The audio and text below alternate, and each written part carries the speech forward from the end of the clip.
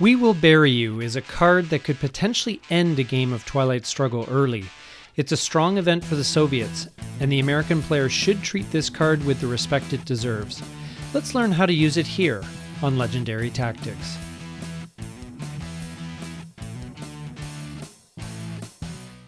We Will Bury You is a pretty aggressive card, as its name implies. The Soviet player can benefit greatly from either the ops or the event, while the US player needs to factor it into any plays they make in the mid-war. Let's take a look at it in more detail.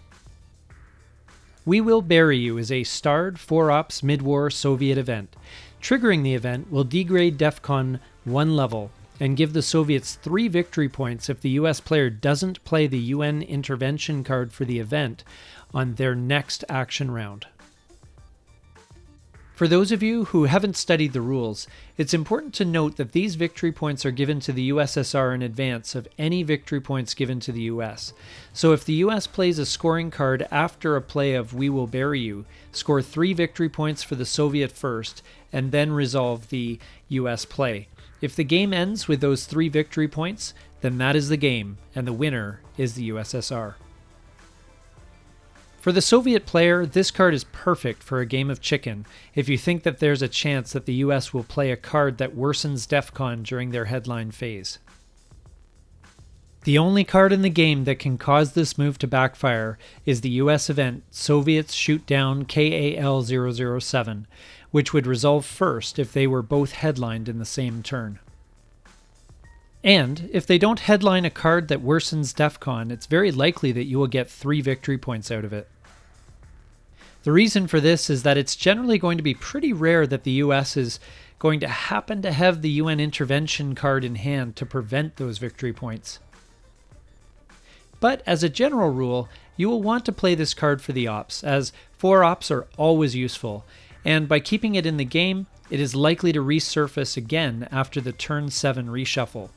If the US then draws it, it is a potential DEFCON suicide card that the American player needs to work around. But when should the Soviets consider triggering this event instead of taking the ops during action rounds? Why play an event to lower DEFCON when you can just use the 4 ops for a juicy coup in a battleground country and accomplish the same result? The main situation when this is useful is that you're close to winning the game by victory points. 3 victory points is pretty significant, and if it doesn't put you over the finish line as the winner, it can put some additional pressure on, especially if an event like War Games is in the mix. Also, lowering DEFCON can help you to lock down regions that would otherwise be vulnerable to coups or counter-coups. For the Americans, this is, as I said earlier, a DEFCON suicide event that you will likely have to work around, and you certainly don't want to give up 3 victory points. As a result, this is going to be a very good candidate for the space race. There are only 2 instances when you might want to play this card during your action rounds, and you must have the UN intervention card in hand as well.